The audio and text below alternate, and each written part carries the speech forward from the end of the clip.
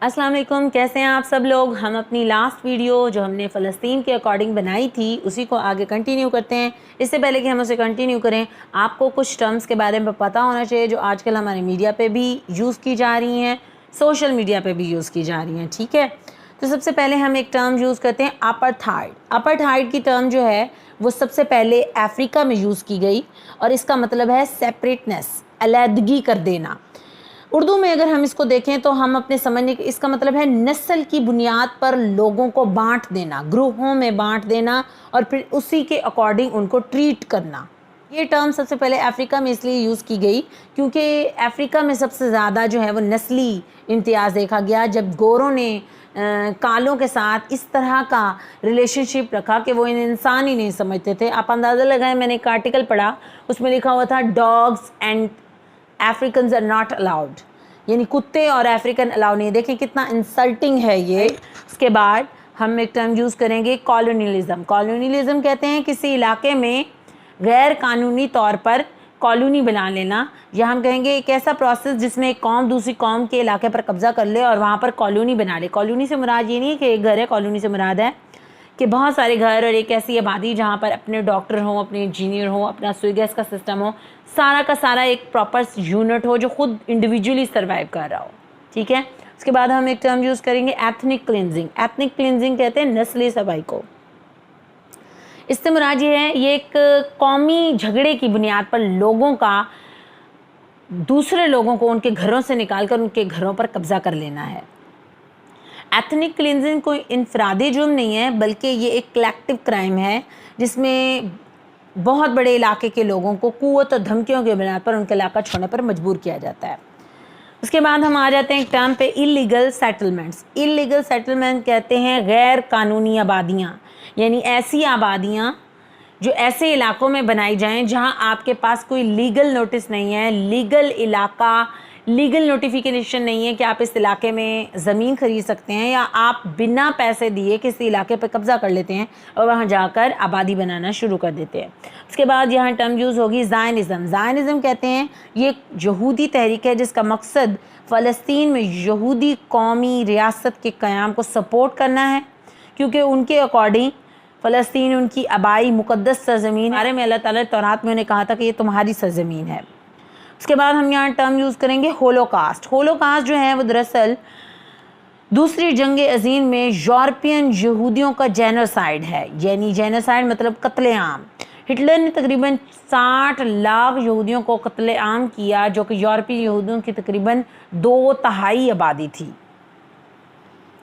1933 से लेकर 1945 तक के दौरानिए को एरा को होलोकास्ट कहा जाता है, जिसमें यूरोपियन यहूदियों का कत्ले आम हुआ। उसके बाद एक टर्म यूज़ होती है जेनोसाइड। जेनोसाइड कहते हैं किसी कौम या गिरोह को तबाह करने के लिए उसके लोगों का कत्लेआम कर देना विदाउट एनी लॉजिक, एक बंदे का नहीं। जेनोसाइड कहते हैं बहुत बड़े पैमाने पर कत्लेआम कर देना जेनोसाइड कहलाता है। ये एक नेशनल एक्ट है। उसके बाद हम एक टर्म यूज़ करते हैं मैसेकर। मैसेकर का मतलब होता है जालमाना कत्लेआम, ब्रूटल वायलेंस, जालमाना तरीके से लोगों को कत्ल कर देना। ठीक है, इससे पहले कि हम जंग अज़ीम अव्वल के सिनेरियो पे जाएं जो कि हमने पिछली वीडियो में जहां पर छोड़ा था, हम पीछे से एक पस मंज़र लेना चाहते हैं कि इनफैक्ट जो आजकल फ़लस्तीन का एक इशू चल रहा है उसका सिनेरियो क्या है। 1799 में जब फ्रांस ने अरब दुनिया पर हमले किए, अरब दुनिया में बिलखसूस मिस्र और शाम के इलाकों पर इन्होंने हमले किए, तो उस वक्त नेपोलियन ने यहूदियों को फ़लस्तीन को अपना होमलैंड बनाने की पेशकश की। ये खित्ते में फ्रांसीसी तसल्लुत बनाने का भी एक तरीका था। नेपोलियन का मिडल ईस्ट यानी मशरिक़ वस्ता में यहूदी स्टेट बनाने के ख्याल को उस वक्त बहुत ज़्यादा अहमियत तो ना दी गई, लेकिन बाद में यहूदियों के जहनों से ये ख्याल निकला भी नहीं। 1870 में जब फ्रांस और जर्मनी की जंग हुई तो उसमें फ्रांस को शिकस्त हुई, तो ये मामला थोड़ा ठहर गया। 1870 में बहुत सारी लवर्स ऑफ ज़ायन के नाम से ऑर्गेनाइजेशन सामने आई। याद रहे, ज़ायनिज़्म एक ऐसी तहरीक है जिसका मकसद फ़लस्तीन में यहूदी कौमी रियासत के क़याम को सपोर्ट करना है, क्योंकि यहूदियों के मुताबिक फ़लस्तीन का इलाका अल्लाह की तरफ से तौरात के मुताबिक उन्हें मिला है और यहाँ उनका हॉली सिटी यरूशलेम भी है, जहाँ उनकी पहली मुक़द्दस इबादतगाह दीवार गिरिया है।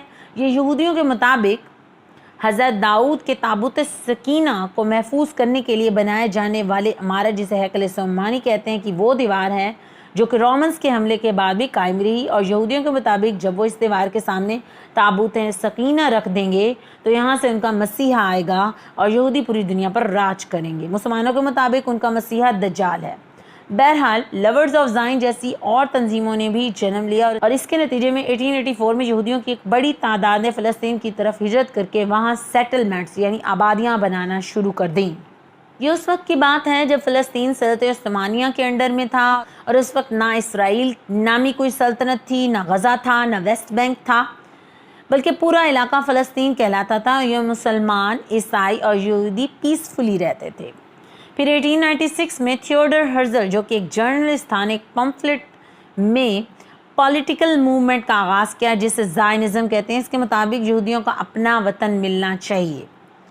پھر 1914 میں تقریباً جنگ عظیم اول شروع ہو گئی جو کہ 1914 سے شروع ہو کے 1918 تک رہی۔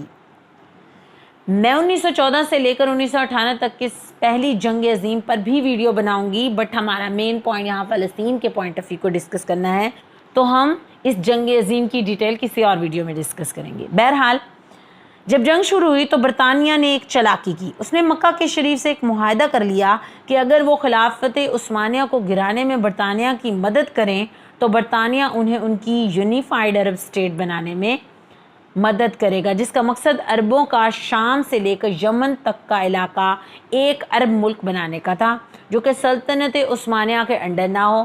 اس معاہدے کو مکمان حسین کورسپونڈنس کہتے ہیں، جس میں تقریباً 10 خطوط شامل ہیں جو جولائی 1915 سے مارچ 1916 تک مکہ کے شریف حسین بن علی اور لیفٹیننٹ سر ہنری مکمان کے مابین لکھے گئے۔ اس کا مقصد جنگ عظیم چھڑنے کے بعد سعودیہ کے علاقے کا ترکی کا ساتھ نہ دینے کا معاہدہ تھا، جبکہ دوسری طرف برطانیہ نے یہودیوں سے بھی وعدہ کر لیا کہ اگر وہ برطانیہ کا ساتھ دیں پہلی جنگ عظیم میں تو برطانیہ یہودیوں کو فلسطین میں اپنا وطن بنانے کا موقع دے گا۔ اس معاہدے کو بالفور ڈیکلریشن کہتے ہیں۔ ایسا کرنے کی ایک وجہ یہ بھی تھی کہ برطانیہ جو تھا وہ امریکن یہودیوں کو خوش کر کے امریکہ کے علاقے پر اپنا انفلوئنس جمانا چاہتا تھا، اثر و رسوخ جمانا چاہتا تھا۔ اس بالفور ڈیکلریشن میں ایک خط شامل ہے جو کہ برطانوی فارن سیکرٹری جیمز بالفور نے برطانوی زائنسٹ موومنٹ کے لیڈر بیرن روتھسچائلڈ کو لکھتا ہے۔ اس کی تصدیق پرائم منسٹر ڈیوڈ کرتا ہے جو کہ 1915 میں زائنسٹ بن چکا ہے۔ اس خط کے الفاظ یہ ہیں: ہم یہودیوں کو فلسطین میں آباد کرنے کے لیے اپنی بھرپور کوشش کریں گے۔ یہ خط زائنسٹ کے لیے صاف وکٹری تھی۔ جبکہ خفیہ طور پر برطانیہ نے فرانس سے بھی ایک معاہدہ کر رکھا تھا جسے سائکس پیکو ایگریمنٹ کہتے ہیں، جس کے مطابق جنگ عظیم ختم ہونے کے بعد مڈل ایسٹ کو برطانیہ اور فرانس نے آدھا آدھا بانٹ لینا تھا۔ جب جنگ عظیم اول ختم ہوئی تو 31 اکتوبر 1917 سے لے کر 1948 تک فلسطین کا علاقہ برطانیہ کے انڈر ہی رہا۔ جب شریف مکہ کو برطانیہ کا ارادہ پتہ چلا کہ وہ یہودیوں کو فلسطین دینے کا ارادہ رکھتے ہیں اور جنگ جیت لینے کے بعد سائکس پیکو ایگریمنٹ کے بارے میں بھی انہیں پتہ چلا کہ وہ مڈل ایسٹ کو آدھا آدھا فرانس کے ساتھ بانٹنے والے ہیں، تو پھر شریف مکہ نے 1921 میں جنگ ختم ہونے کے بعد فلسطین پر برطانیہ کا مینڈیٹ ماننے سے بھی انکار کر دیا اور ساتھ ہی فلسطین کو یہودیوں کو دینے سے بھی انکار کر دیا۔ دوسری طرف یہودیوں کی ایک بڑی تعداد فلسطین کی طرف ہجرت کرنا شروع کر دیتی ہے اور فلسطینی اسے اچھا نہیں سمجھتے اور اس کی مزاحمت کرتے ہیں۔ برطانوی راج کے انڈر ہزاروں فلسطینی بے گھر ہو جاتے ہیں کیونکہ یہودی زائنسٹ زمینیں خرید کر وہاں سیٹلمنٹ بنانا شروع کر دیتے ہیں، اور اس پورے پروسیس کو برطانیہ کی فل سپورٹ حاصل ہے کیونکہ ان کا پرائم منسٹر بھی تو اب زائنسٹ ہو چکا ہے۔ پہلے تو فلسطینی لیڈرشپ بات چیت کر کے اس مسئلے کا حل نکالنے کی کوشش کرتے ہیں، لیکن جب کچھ نہیں ہو پاتا تو شامی لیڈر الدین القسام جو کہ حائفہ کا رہائشی تھا 1922 میں برطانیہ اور زائنسٹ کے خلاف مسلح بغاوت کے لیے بلاتا ہے۔ 1935 میں برطانوی فوج اسے اور اس کے ساتھیوں کو قتل کر دیتی ہے۔ اس کی اس مزاحمتی تحریک سے بہت سے فلسطینی متاثر ہوتے ہیں. اس کے نتیجے میں 1936 میں یہودی سیٹلر کالونزم اور برطانوی راج کے خلاف عرب بغاوت شروع ہو جاتی ہے. 1939 میں برطانیہ اس بغاوت کا سر کچل دیتا ہے. ایک تاریخ دان ایوی شلم لکھتا ہے فلسطینی جنگ 1948 میں نہیں بلکہ 1930 کی دہائی میں ہارا تھا، جب برطانیہ نے عرب ریوولٹ اور عرب فوجوں کا سر کچل دیا تھا. اب فلسطینی اچھی طرح جان چکے ہیں کہ ان کے دو دشمن ہیں، ایک تو برطانوی فورسز اور دوسرا زائنسٹ گروپ. انہی دورانیے میں 1933 سے 1945 کے ایرا کو ہولوکاسٹ کہا جاتا ہے. یہ وہ دور ہے جب یورپین یہودیوں کا بہت زیادہ قتل کیا گیا. پھر ہٹلر کو جرمنی میں پولیٹیکل پاور ملتی ہے اور وہ یہودیوں کو لاکھوں کی تعداد میں قتل کرواتا ہے. یاد رکھیے 1933 سے 1945 کے دورانیے کو ہولوکاسٹ کہا جاتا ہے. ہٹلر نے اپنے دور میں تقریباً 6 ملین یہودیوں کا قتل عام جینوسائیڈ کیا، جو کہ تقریباً یورپین یہودیوں کی 2/3 آبادی ہے. پورے ہٹلر کنٹرول یورپ سے یہودی اپنی جان بچا کر بھاگتے ہیں. کچھ کو امریکہ میں پناہ مل جاتی ہے، لیکن ان میں سے کئی جاتے ہیں سیدھا فلسطین. برطانیہ پہلے تو اندر انہیں آنے دیتا ہے، لیکن چونکہ فلسطینی اب اس چیز کے اگینسٹ کھڑے ہو چکے ہیں کہ جی یہودی ہمارے کنٹری میں آ کے سیٹلمنٹس کیوں بنا رہے ہیں، تو برطانیہ جو ہے وہ 1939 میں ایک وائٹ پیپر شائع کرتا ہے جس میں برطانیہ نہ صرف یہودیوں کی فلسطین کی طرف ہجرت بلکہ زمین خریدنے پر بھی پابندی لگا دیتا ہے، جس سے زائنسٹ زیادہ غصے میں آ جاتے ہیں. اور اس کے نتیجے میں ایک اسرائیلی نیشنلسٹ کی بھی شروعات ہوتی ہے. ایٹ دا سیم ٹائم 1940 کے آتے فلسطین نیشنلسٹ بھی اپنا الگ وطن مانگنے آ جاتے ہیں.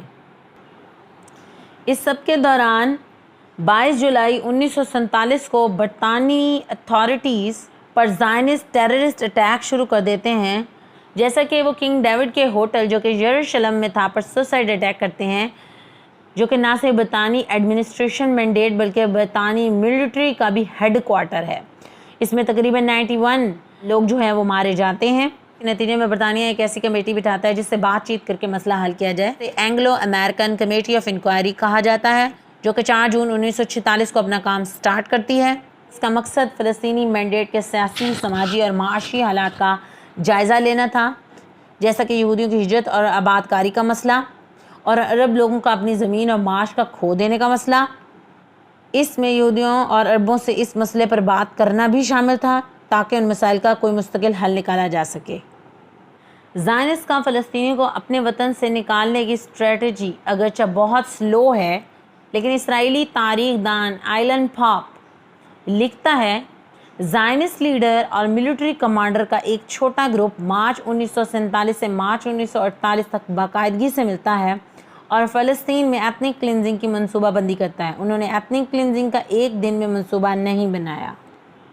جب برطانیہ ان مسائل کو سنبھال نہیں سکتا تو برطانیہ 8 جولائی 1947 کو فلسطین کی ذمہ داری UN کو دے دیتا ہے.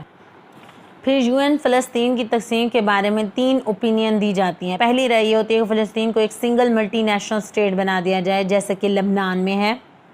دوسری رائے یہ ہوتی ہے کہ کنفیڈریشن اسٹیبلشمنٹ کی جائے جیسا کہ یوگوسلاویا اور سوئٹزرلینڈ میں قائم کی جاتی ہے.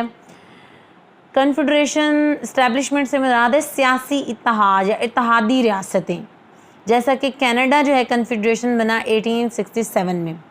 تیسری رائے یہ ہوتی ہے کہ فلسطین میں ایک الگ عرب اور الگ اسرائیل ریاست بنا دی جائے. یہ جو تھرڈ پوائنٹ ہے اس کو UN اور سوویت یونین حمایت کرتا ہے. سوویت یونین دراصل رشیا کو ہی کہتے ہیں.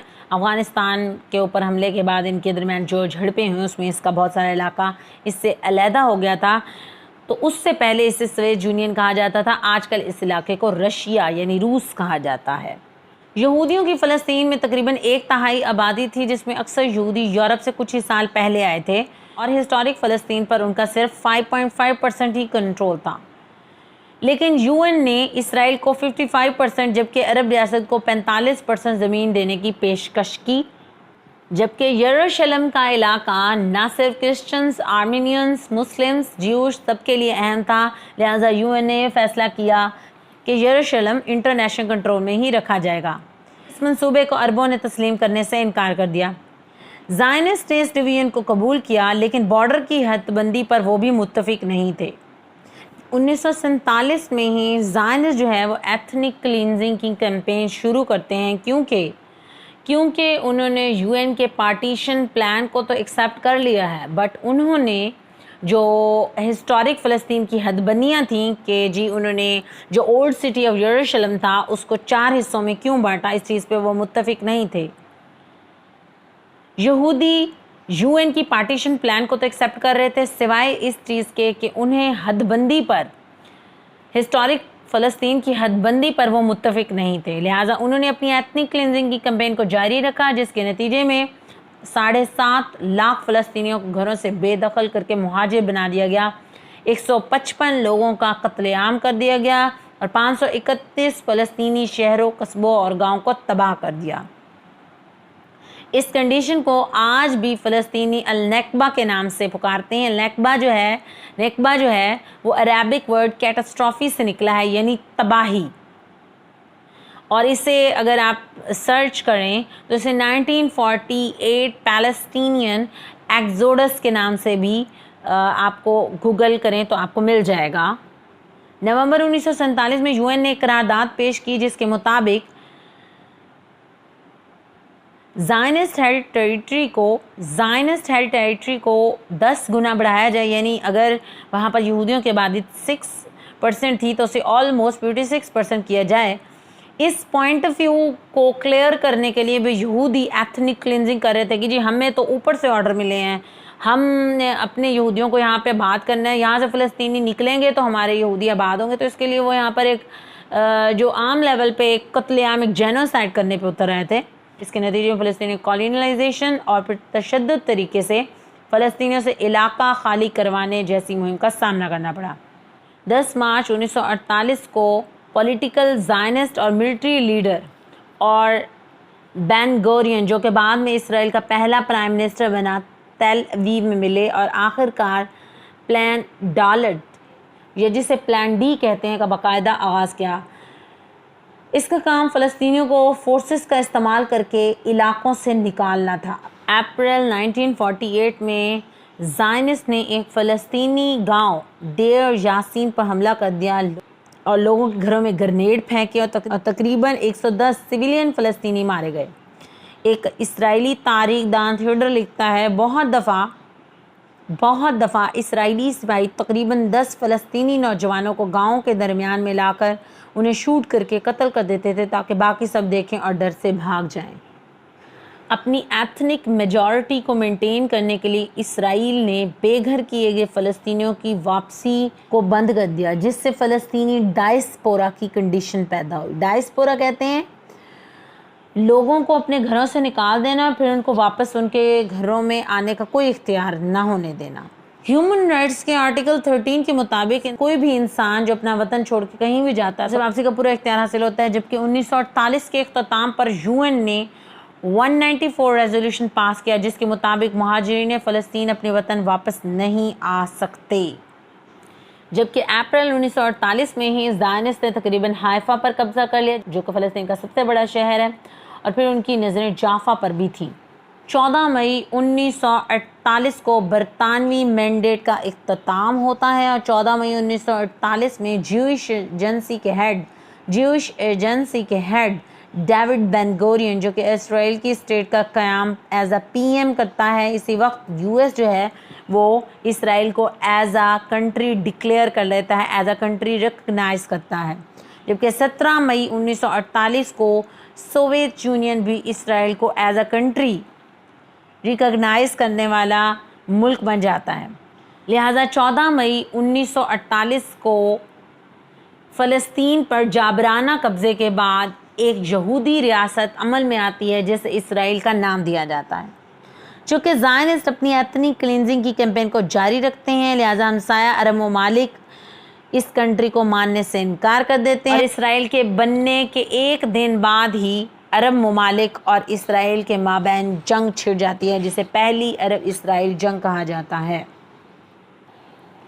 یہاں میں کچھ آپ لوگوں کے ساتھ اپنا پوائنٹ آف ویو ڈسکس کرتی جاؤں۔ میرے خیال سے جو نیکبہ کی سچویشن جسے کہتے ہیں 1947 میں شروع ہوئی، میں یہ کہتی ہوں یہ تب شروع ہو گئی تھی جب نیپولین نے فرسٹ ٹائم یورپین جیش کو فلسطین کا علاقہ دینے کے بارے میں بات کی تھی، کیونکہ یہودی نے اپنی مینٹالٹی بنا لی تھی کہ یروشلم چونکہ ہمارا ایک ہولی سٹی ہے اور وہ فلسطین میں ہے اور تورات میں بھی ہے کہ ہم نے وہاں جا کے رہنا ہے، اور دیوار گریہ ہماری مقدس جگہ بھی وہی ہے، تو ہم وہاں پر جا کے سیٹل ہونا شروع ہو جائیں گے۔ شروع میں تو فلسطین کا علاقہ بہت زیادہ خالی پڑا تھا اور وہ جو تھا وہ خلافت عثمانیہ کے انڈر آتا تھا، تو اس وقت تو حالات ایسے تھے کہ وہاں پہ جوئش، کرسچن اور مسلم سبھی اکٹھا رہ رہے تھے، بڑا پیسفلی رہ رہے تھے۔ لیکن بعد میں کیا ہوا، بعد میں وہاں پر جب بہت زیادہ یہودی جو ہے وہ ہجرت کر کے سیٹل ہونے لگے، تو ظاہری بات ہے انہوں نے کیا کیا، وہاں پر ایک بہت میجورٹی کریٹ کرنے کی کوشش کی۔ وہاں پر چونکہ پہلی جنگ عظیم کے بعد برطانیہ یہودیوں کو فل سپورٹ کر رہا تھا، بیک اپ تھا، بیکاز میں نے آپ کو بتایا کہ ان کا پی ایم بھی جو تھا وہ زائنسٹ بن چکا تھا، اور وہ زائنزم کو پروموٹ کرنے کے لیے ایک علاقہ، فلسطین کا ایک پورا علاقہ جو تھا وہ یہودیوں کو دینا چاہ رہے تھے۔ تو انہوں نے وہاں پر جیسے ہی برطانیہ جو ہے وہ یو این کو فلسطین کا علاقہ دے کے جاتا ہے، تو پیچھے اپنی جتنی بھی آرمی ہے، جتنی بھی فورسز ہیں، جتنا بھی اسلحہ وغیرہ ہوتا ہے اور جو مین چیزیں ان کے پاس تھیں وہ دے جاتا ہے یہودیوں کو، زائنسٹ کمیونٹی کو، تاکہ وہ آگے اپنا تسلط قائم کر سکیں۔ لہٰذا as a Muslim, as a Pakistani, ہم نے ابھی تک اسرائیل کو ایز اے کنٹری ریکگنائز نہیں کیا اور نہ ہی ہم کرنے والے ہیں انشاءاللہ۔ تو بہرحال اس ویڈیو میں ہم نے اوورآل جس ایرا کو کور کرنے کی کوشش کی ہے وہ دورانیہ تھا تقریباً پہلی جنگ عظیم سے لے کر 14 مئی 1948 تک کا، جس میں اسرائیل بن جاتا ہے۔ اس سے آگے کا جو ایرا ہے جس میں 2 جنگیں ہیں، ایٹ لیسٹ میں ان 2 جنگوں کو کور کروں گی اور باقی کے ایریا کو مزید ایک اور ویڈیو بنا کے کور کرنے کی کوشش کروں گی۔ ہوپ سو میری یہ کوشش جو کہ میں فلسطین کا ایک فلیش بیک دکھانے کے لیے کر رہی ہوں پسند آئے۔ اگر پسند آئی ہے تو اپنے فرینڈس کے ساتھ شیئر کریں، اپنی فیملی فرینڈس کے ساتھ شیئر کریں، ادھر آپ اس کو اپنے سرکل میں تھوڑا سا ریز کرنے کی کوشش کریں، بیکاز ایز اے مسلم ہم لوگ اویئرنیس پھیلا سکتے ہیں۔ ہماری یوتھ کو پتہ ہونا چاہیے کہ مسلم کمیونٹیز کے ساتھ یہاں کیا کیا پرابلمس ہو رہے ہیں، اور اگر ہم پڑھیں گے نہیں، اگر ہم ترقی نہیں کریں گے تو ہم لوگوں کا بھی انجام اس سے زیادہ دور نہیں ہوگا۔ ہوپ سو آپ کو ویڈیو کی سمجھ آئے گی۔ Stay tune. اللہ حافظ۔